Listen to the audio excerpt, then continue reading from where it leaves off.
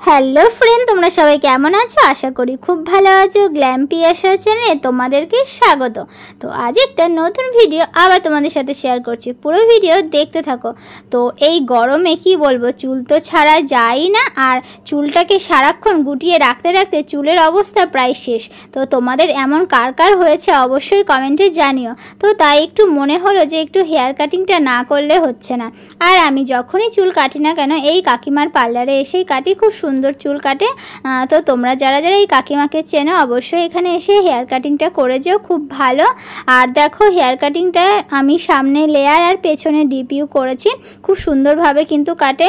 তো আমার চুলটা অনেকটাই বড়, যার জন্য কাটতে ইচ্ছা করছিল না, কিন্তু এতটা হেয়ার ফলস হচ্ছিল তো কি বলবো, না কাটলে মনে হচ্ছিল যেন আমার চুল আর কদিন পর সব উঠেই যাবে।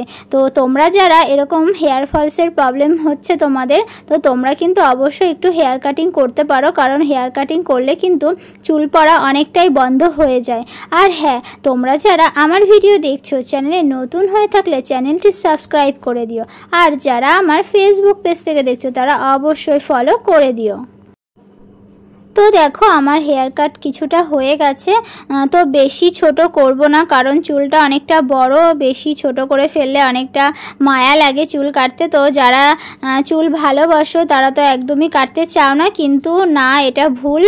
কারণ 6 মাস পর পর অবশ্যই হেয়ার কাটিং করা দরকার। আর যখন খুব হেয়ার ফলস হবে অবশ্যই তো চুলের ট্রিটমেন্ট তো নেওয়া দরকার। সবথেকে ভালো হেয়ার স্পা যদি করতে পারো, আর তার সাথে যদি হেনাটা অবশ্যই করাটা দরকার। তো আমার এতটা হেয়ার ফলস হচ্ছিল, তো যার জন্য আমি হেয়ার কাট করতে এই কাকিমার কাছে চলে এসেছি।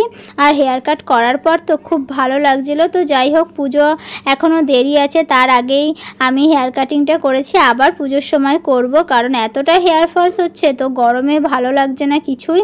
যখনই খুব গরম লাগে চুলটাকে তো শুধু ওপরে উঠিয়ে বেঁধে রাখি, ছাড়ার তো কোনো জয়ই নেই।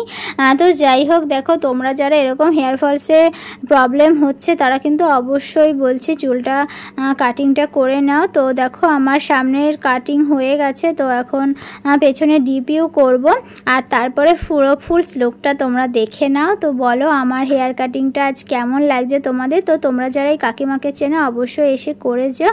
তো যাই হোক বন্ধুরা, আজকের মতন ভিডিও এটুকুই, দেখা হচ্ছে তোমাদের সাথে নেক্সট ভিডিওতে। আর তোমরা সবাই ভালো থেকো, সুস্থ থেকো। আর আমার ভিডিও কে কোথা থেকে দেখছো অবশ্যই কমেন্টে জানিও। তো আজকের মতন টাটা, সবাই ভালো থেকো আর সুস্থ থেকো।